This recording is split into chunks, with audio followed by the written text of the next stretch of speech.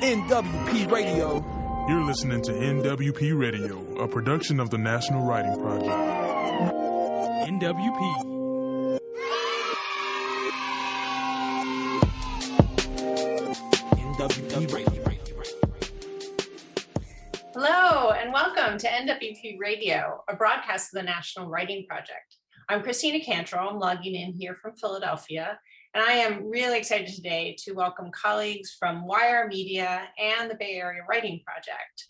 Today's show is to talk about the power of youth media, media made by youth and produced for youth, and to think and hear about a project that the Bay Area Writing Project's been doing with YRMedia called Teach YR. So before I invite our guests to introduce themselves, I wanted to just highlight for those logging in that there is an invitation here to participate in Teach YR. And I just want to, it's open and active. So Charisse will give you a sense of how you can get involved.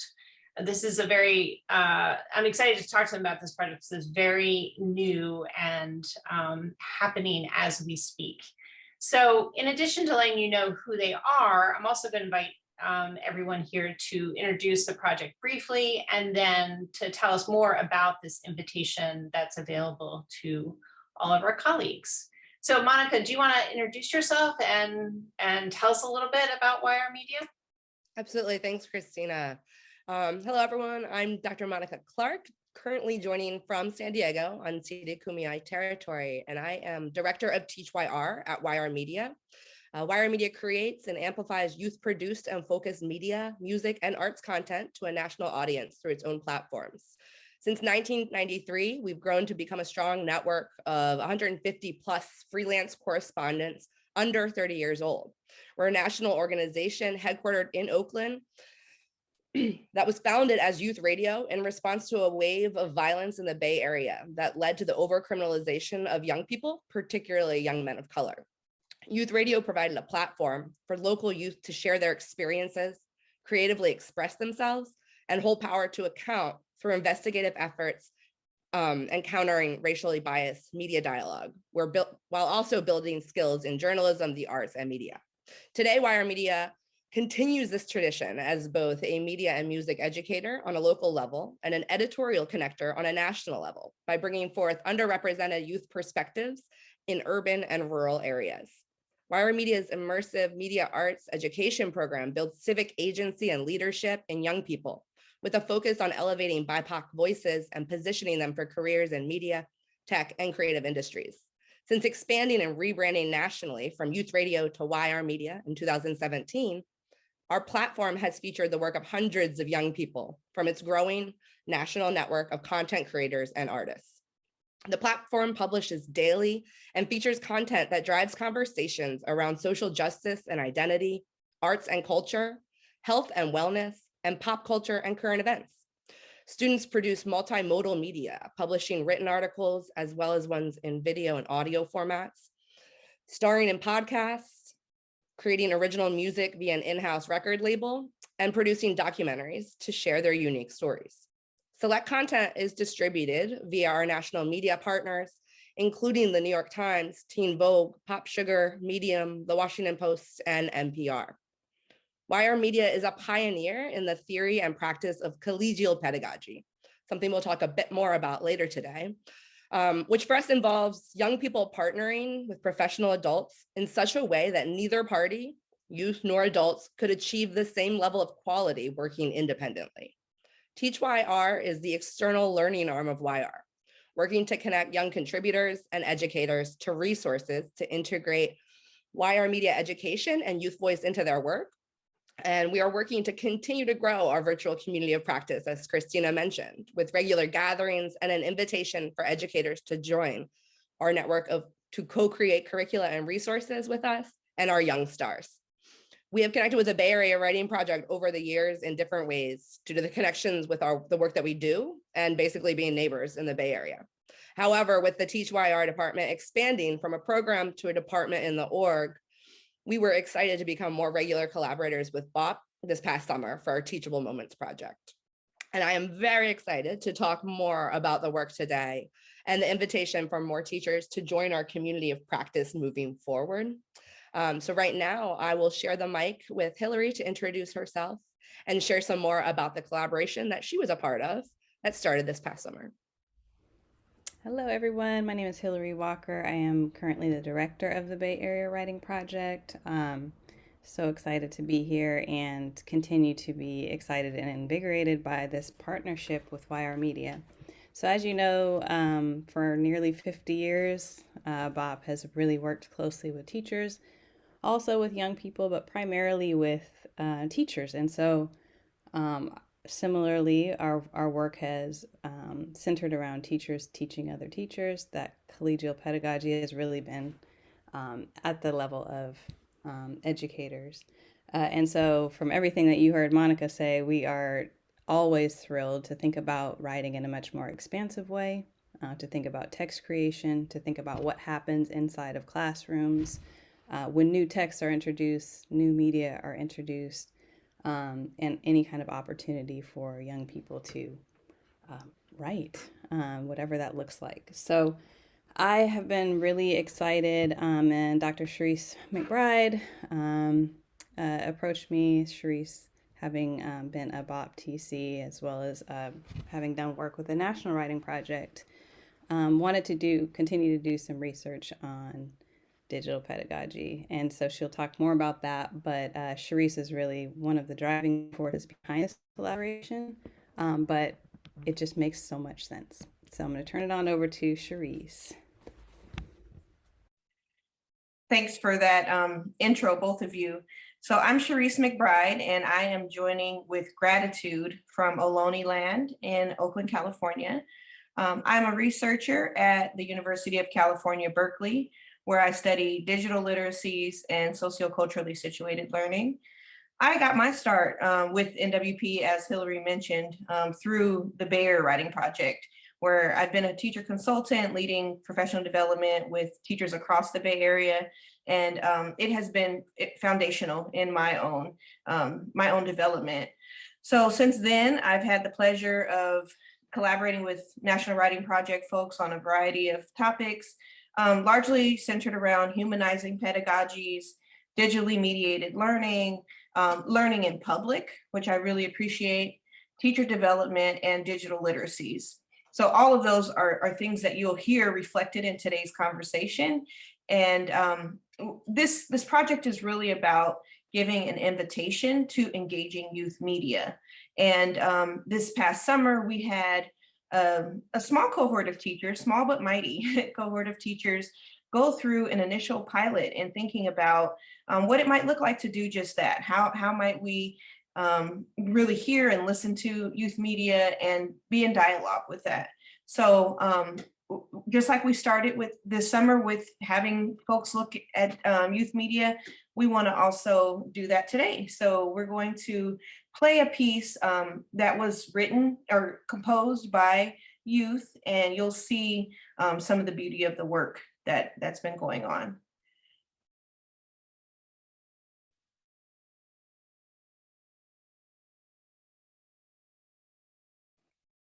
So you'll see this is the YRMedia website where we're looking at the title, Visual Voices, Accepting My Latina Identity by Lucy Barnum. It's one of the pieces that's in the archives there on YRMedia site. And as we scroll down, we see that this particular one is a video that includes a little bit of notes down at the bottom about giving us some framing for it.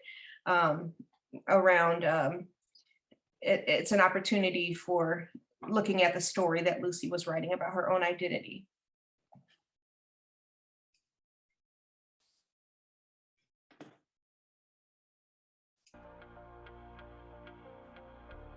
I was born Lucia Barnum, but no one has ever called me Lucia. On every test, paper, and name tag, I write Lucy. I didn't realize this name tag would make people perceive me as white. Growing up, when teachers, soccer coaches, and friends saw Lucia on paper, they assumed it was pronounced Lucia or Lucia to match my pale skin. At the private schools I go to, white is the default. Going by Lucy was the only way to fit into the white narrative my friends fit into with ease. The only reminder that I was Latina, that I was not the same, was Lucia. And I hated it. I hated being different. It was so much easier to hide behind the whitewashed version of myself. I pushed my name away out of shame, rejecting Lucia until it didn't feel like mine anymore. But I didn't understand that my name, my story, weren't mine to rewrite. The first Lucia, the one I was named after, worked on sugar plantations in Hawaii after fleeing poverty in Puerto Rico. She was my great-grandmother. She risked everything for her family, yet remained humble, loving, and endlessly strong. As I started to understand what Lucia meant, I embraced it as my own and finally began to love the identity that came with it. I still go by Lucy, but not out of fear. I wear my name with pride, no matter what form it's in. As I grow up, my name grows with me. It changes as I change, its story thrives as I do. Maybe, one day, I'll start calling myself Lucia. But today, I am unapologetically Latina and unapologetically Lucy. And I have nothing to be ashamed of.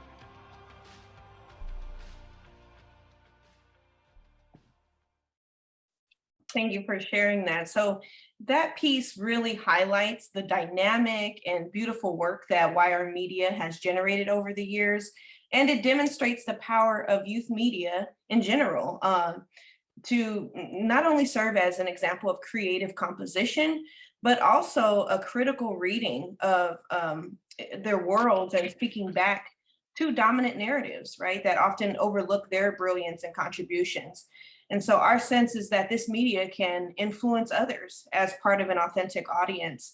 So what we thought about was, how can we take that dynamism of youth voices and make sure that teachers and educators really hear them, as I said a moment ago, but and not only that, but learn from them and apply and dialogue with them in their classrooms.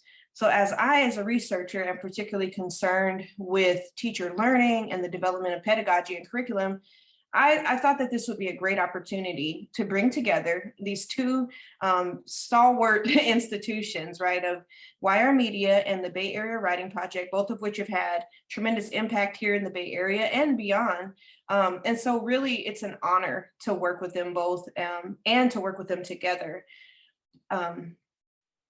So what we sought to do through this project, and of course, what we did this summer, as I was describing, was to introduce teachers to those YRMedia resources and then invite them to a community of learners, which is what we're doing with you all today.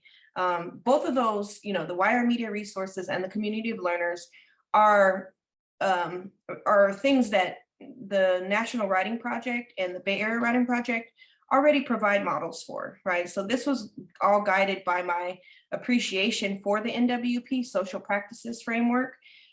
We write, right? And I think of that multimodally and with considerations of digital composition. So it's one, we create. I would change right to create a little more robustly. We research. We learn from and with empirical work that offers insight into how learning happens and how to best address meaning making in a digital world. We go public with our practice. That's another of those principles that we know that engaging with authentic audiences and with each other, we can really generate continued improvement on our practice, but also inspire others. And then relatedly, we collaborate. That's especially salient in what can really be an isolating profession.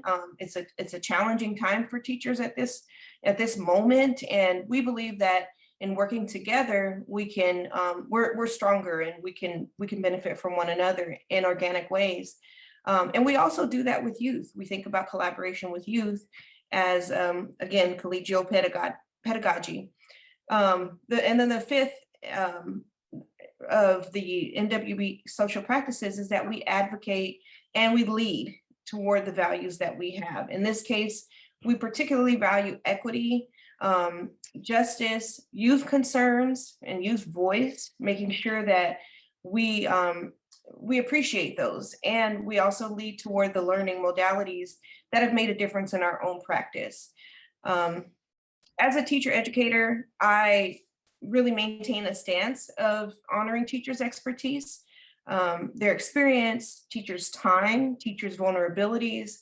And that's where in designing learning experiences, I really draw from learning theory and imagining how scaffolds can make a big difference as teachers operate in their own zones of development. So as we thought about it for this project, we're offering pedagogical scaffolds that could support teachers' development of their pedagogies, their digital pedagogies in particular. So as we think about implementing those scaffolds, there are 5 that I would like to kind of show us here and talk through. The key, I think, is the big one that we have represented on this graphic of sort of a wall that's made up of these different bricks. The key is authorship.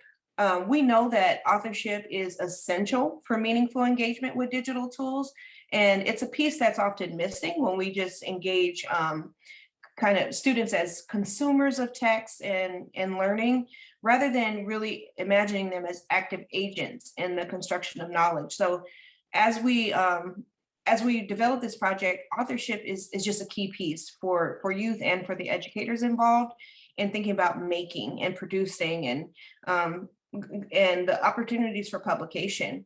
The second one, if we just go clockwise around here, is annotation and commentary. Some of my other work is with the Marginal Syllabus Project with National Writing Project. And there we focus on open, digitally networked social annotation. And we use the tool Hypothesis. It's open source and free. And I would invite you all to consider taking a look at Hypothesis. Our goal there is making thinking visible and also offering commentary on texts, which are broadly defined, right? We take up a Freirean sense of literacy as reading the word and the world. And that offers us an opportunity to consider how youth media is also a window into their annotations or commentary of the world around them, of their own identities, on history, and their commentary on the future. The third scaffold in this idea here is text pairings. We again draw from our understandings of literacy development, and really emphasize reading and writing as integrated practices. And so we are always drawing on multiple texts to then see what we think and vice versa, right? So those text pairings are key. Also we recognize and appreciate teachers' lived context of working in schools and making sure that there are those, the addressing of standards, whether that's Common Core standards. We looked at some of the National Association for Media Literacy Education, NAMLI standards, and NCTE standards as well, around digital literacies, National Council of Teachers of English. So that's the fourth element here, which is those content aims, which include the kinds of standards that I was thinking about, but could also include benchmarks and other content or disciplinary content areas of focus that teachers might have. And then the fifth one in building these pedagogical assemblages is thinking about digital standards.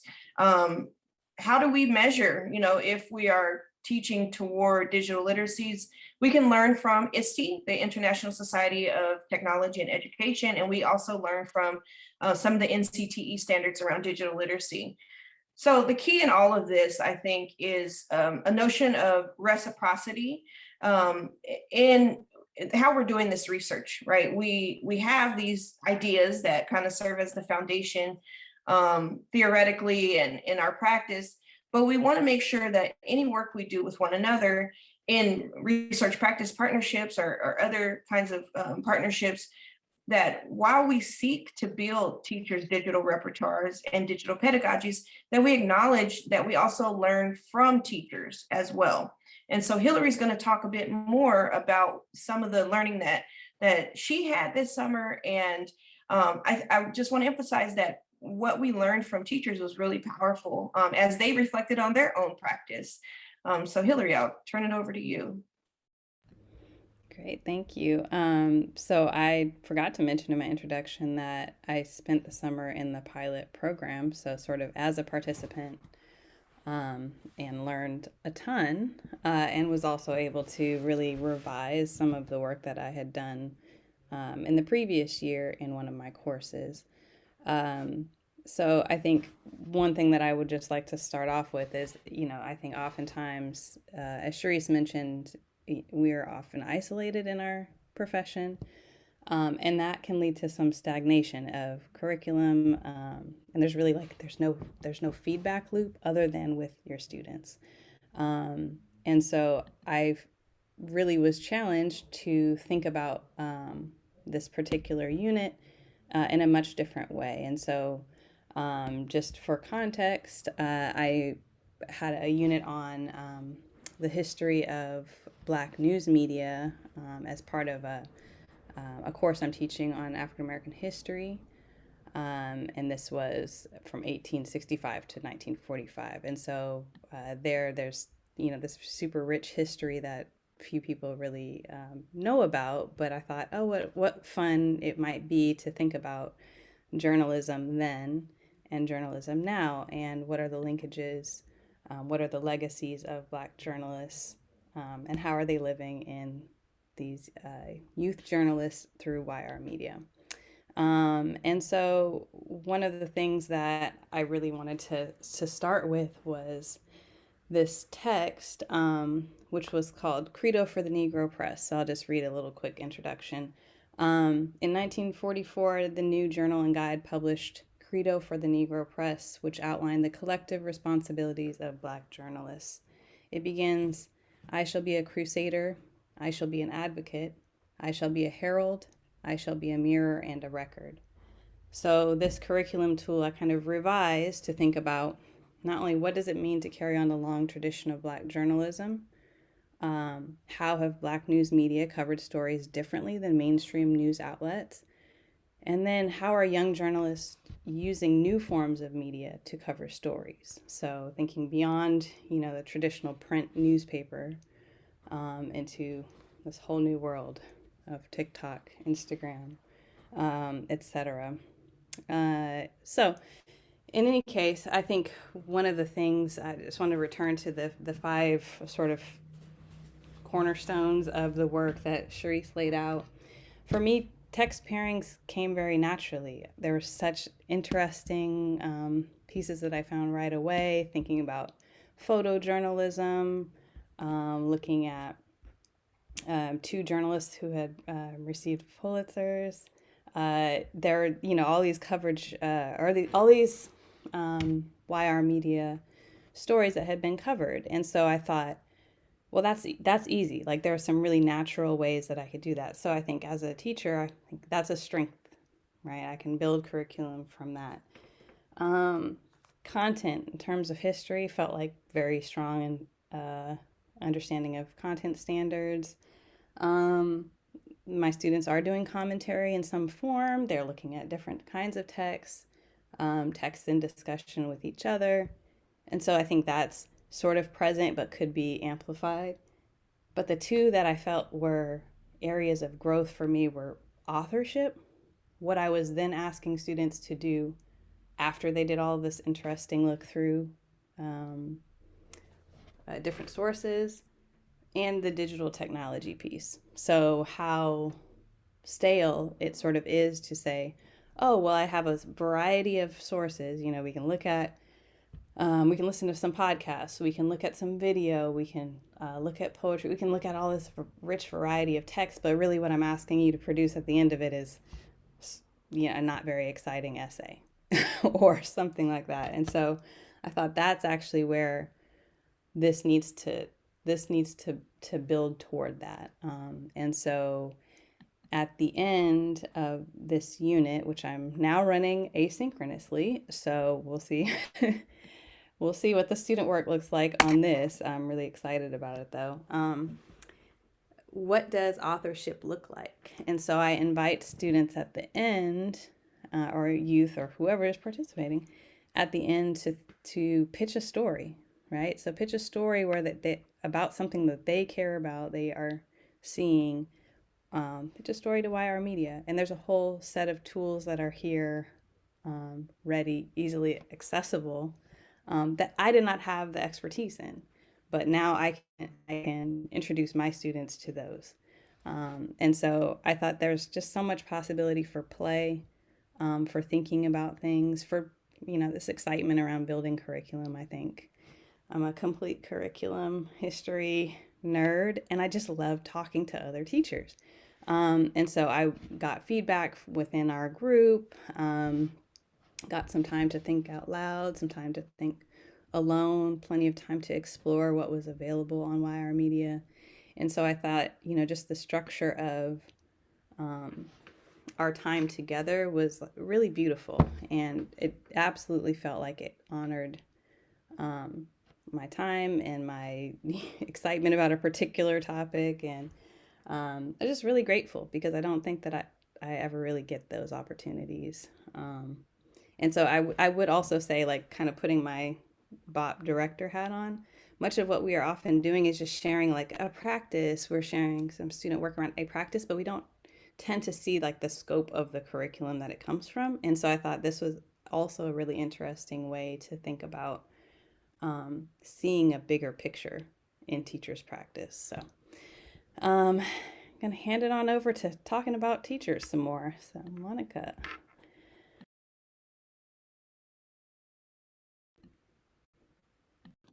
Thank you. Thank you very much, Hilary. And I love that you brought up already the idea of inviting our youth in to pitch, right? Inviting students to pitch their final products from your course, from other curriculum that we're providing to YRMedia, to become a part of our community of youth contributors. Much of my background and my work, I have been focused on community engaged participatory action research, specifically youth participatory action research. And that was one of the things that first attracted me. I knew of youth radio from way back in the day. And then what's this YRMedia, made the connection. But really, I see that as being much of the work that our young content creators are doing, is holding power to account and really trying to put out a counter narrative that centers their concerns and the issues that are impacting their lives today. And I think that that's the beauty, not only that YR does that with youth, but of Teach YR. What we're trying to do at Teach YR is really full circle, right? Is working with educators, but not educators in isolation, educators with each other. But we really want to go back to the model of bringing in students at the beginning of the process as well. So this summer really focused on having a gathering with teachers and working with educators that were interested in co-creating curriculum with us. As we continue to do more of our planning and thinking more towards the immediate future, we're interested in bringing in and having all of you educators that be interested in working with us, invite your students into the early process of the building and the developing and creating the curriculum. Because again, it goes back to that notion of collegial pedagogy, really where our roots started at YR, not Teach YR and not YRMedia, at Youth Radio back in the early 90s, which started out, it was going to be a summer program that Ellen O'Leary said, we have this problem going on, and I've been a journalist for years, and like youth should have the mic. We should give them the space to put their voice to the issue and research, doing investigative journalism. What was going to be a summer program, the demand said, let's keep this going. And it was from the early days of when it became an established organization, a peer-to-peer educator model. And we still do that today. So youth come in and they go through a 10-week program. They're being taught by young people that had just graduated, a year before from the program, and bringing that model into Teach YR, where we're valuing the knowledge and the experience and the expertise that our young people, that our students can bring to the table in doing the work to create curriculum, to school us on innovative things we might not be thinking about in the digital world, with TikTok videos and things that are being thought of right now today, that they have their hands on the pulse and we might not, right? So really thinking about that as full circle. And again, going back to what you just talked about, Hilary, the idea of if you're involved in creating curriculum with us or using our resources in your pedagogy and practices, we encourage you to then also invite your students to submit the work that they create that they're proud of, to become a part of our community of youth, young people contributing to the media being produced at YRMedia. And something that I'm thinking about is, and I invite Charisse and Hilary and Christina to for us, I think, just to kind of talk out and talk about, I'd love to have a conversation about what we think that might look like. Hilary, you're in the earlier stages of sharing your curriculum that you created, but how would you envision that? How would you think about your students becoming a part of the network and the way that this can be, in many ways, like a full circle experience that is intergenerational? Oh, and the one other thing I did want to speak on, and we can talk about, and I think just have a conversation about it for a little bit, is how much we focus on and think about how important it is to prepare and to support our young content creators, our young journalists, to know what happens once their media that they've created is released out into the world. So we give a lot of thought to preparing and supporting youth to understand what the digital afterlife of their work is and what happens when it goes out into the world. And I just worked on a report that was pulling together a lot of work that we did on mental health and well-being reporting with young people. And this was a huge theme that came up.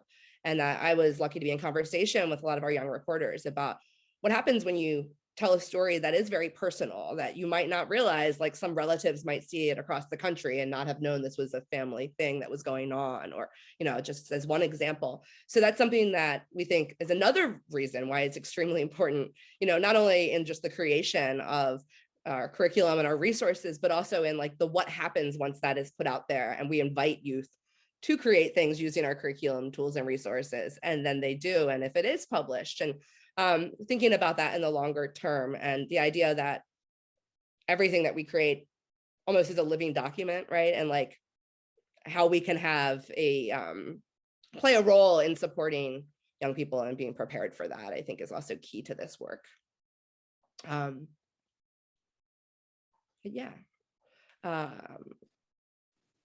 So yeah, I would love to hear, Hilary, thoughts on bringing in your students, and if you had any conversations with them yet.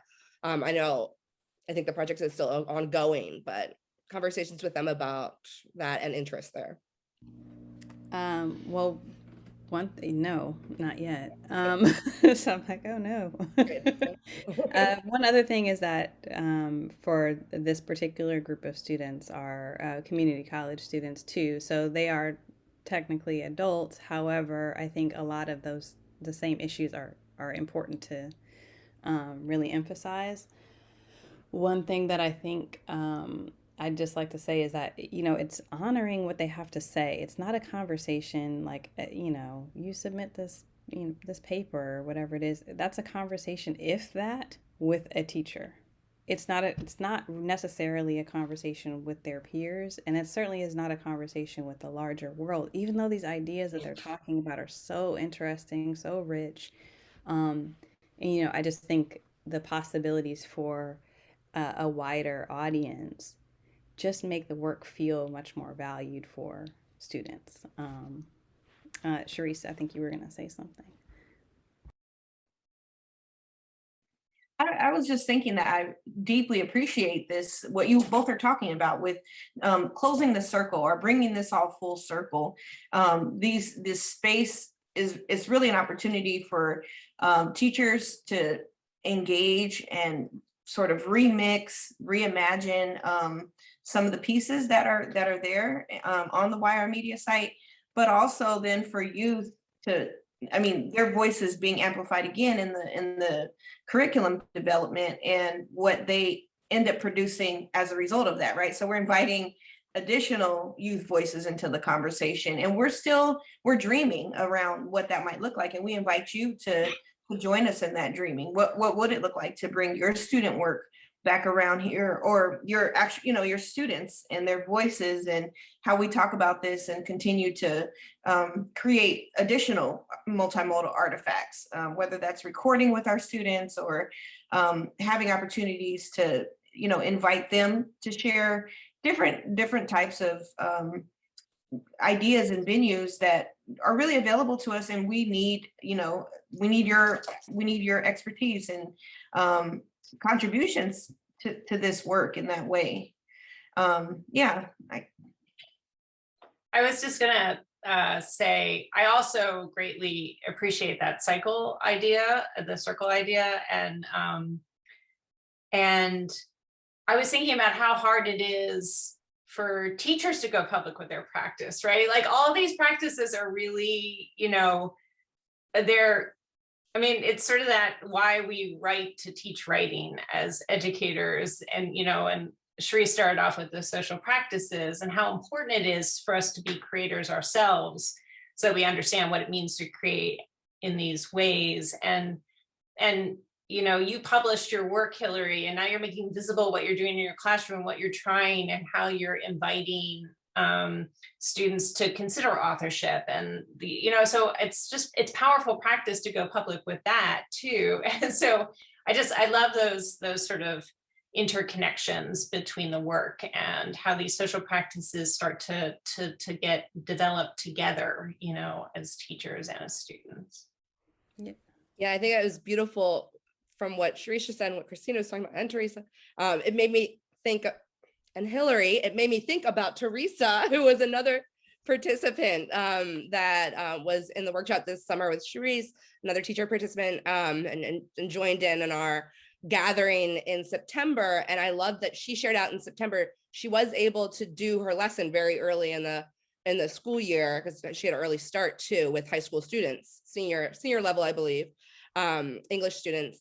And some of the feedback that she gave us that I thought was huge, and going back to the idea that like all this work is about allowing, inviting, encouraging, supporting, being in there doing the work with teachers and students to be producers of their work. So one of the things that stuck with me that she shared out was the fact that many of her students that normally aren't really that into writing, that don't see themselves as writers, because they saw the youth media pieces, right? It wasn't from some older text, or, it was paired with and they were in conversation, but they could see themselves producing in the way that they saw, the high school student that had produced the media that she was highlighting, Lucy's story in her work.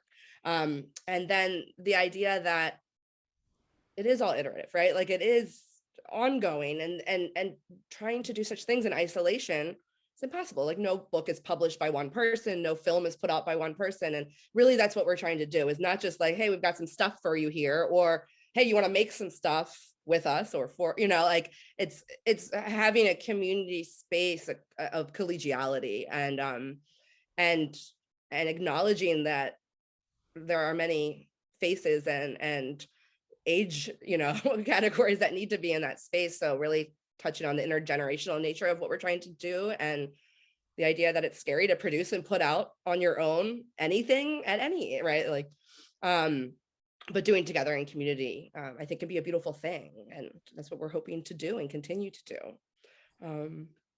That's beautiful.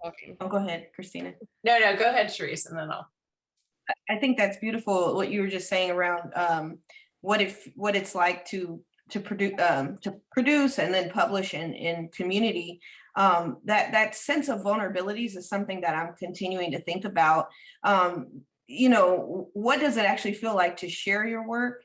And I believe that in developing a digital pedagogy, you have to try on these practices. Like that helps to develop teachers' repertoires of practice with technology. Like, what does it feel like because we have all these affordances of digital media where our work can go out and we can, share what's the thoughts that are in progress. What does it feel like to do that? And just like Christina was saying, that was one of the most powerful aspects of working with, like when I first became a teacher consultant with Barry Writing Project, was wow, I'm facing all these challenges in, either, feeling comfortable in my writing, or maybe, having to produce on the spot, or having to share right away, or just, engaging difficult topics, in whatever ways. Well, what must my students be feeling, right? That was key in how I began to shift my practice around writing. And I think that applies here, where when thinking about digitally mediated composition, what kinds of things do we need to consider that we might miss if we don't go through it ourselves? So I think ultimately that strengthens teachers' digital pedagogies when they've, developed their own digital literacies that way. And can I add one more thing just on that iterative nature? I mean, part of the community of practice that we're inviting folks to is it's not just we develop curriculum and then that's it. It's what does the student work look like that was produced out of that? What do I still want to know about? How do I return to this? How do I continue to strengthen that? If other people are interested in trying a part of this unit out, like what does it look like for them in their context? I want to know, and so this just remaining in this inquiry mindset, I think is really helpful in combating issues of feeling vulnerable and all of that. And I think as we do that, just like Monica and Charisse have said, our students are coming along with us. So thank you so much for adding that, Hilary, because that's something I didn't think to mention, but that's one of the things that as we're building out a virtual learning management system for this work for TeachWire to house it beyond what we're doing, the final published pieces on the site, right, is to have a space for students to submit, to maybe be okay with submitting or having their instructors share work if they might not want to pitch it, for publication on YR, but for the purposes of learning and other youth seeing it and having like exemplars up there on our site. So, and I think we've talked a little bit about that in some of the meetings that we've had. That's something that BOP is also interested in doing too. So yeah, I think that's definitely an important piece. Yeah, that's awesome. Although pitching itself is a whole thing, right? Like, it's a whole writing skill unto itself. Yeah. Paid freelancers. Yeah. So for people who are logging into this and listening and thinking, oh, wow, this is fascinating, I just want to say we will definitely include the links to the YRMedia and TeachYR resources. I heard there's going to be new ones added later today, so check it out for sure. And but I want to ask, where can people who are really interested reach you and connect with this community of practice? Like, what would you suggest they do next? Yes, I will open a direct line to my email, which you can also find easily on YRMedia.org, which is not our platform site. YRMedia.org is more of for people just interested in the organization, the back end. My email is monica@yrmedia.org. And then I also have a link that I would love to share with you, Christina, that hopefully you could post with when posting, to join our community. And it's in the email sign up. So those would be the two best ways. And you'll be tapped into any announcements that come out. And we're hoping to get some more gatherings on the calendar very soon, and be connecting in community with people. That's awesome. And people can also see some of this work on social media, right? Is that true? Yes, absolutely. It's YRMedia is our handle. Okay, great. And please do go to check out yr.media, our platform where all of the youth media is published. You can also find the Teachable Moments site on there that has the curriculum tools that have been created, the 4 new ones that I just talked about that are going to be put out soon, and a collection of youth stories are housed there. Student voices, I think, is what we call this section, and those ones are specific to, they were put out over the last year, really focusing on student well-being amidst the pandemic pivot to online learning and virtual learning and where we are now. And so a lot of the resources kind of tie back into that, where it'll be supporting your students to do journaling to support their well-being might be one of the topics, but beyond that, the yr.media site has all of our news verticals, the different topics that I was talking about, tech, arts and culture, identity and social justice, and I use all the resources and connect with us. Awesome. Well, thank you all so much for sharing your invitations to this project, your sharing your work and making visible all the amazing work that the youth are doing and the teachers are doing. And I'm really excited about this project. And Hilary, really excited to see even what your students emerge at the end of this project this semester. So thank you all for being here today for NWP Radio. And we can follow us at NWP Radio at Writing Project on Twitter and Facebook, and we'll be broadcasting through all those channels and also on YouTube. So check us out there and check out all the linked resources that we share connected to this broadcast. Thank you so much and have a lovely day. You're listening to NWP Radio, a production of the National Writing Project. NWP.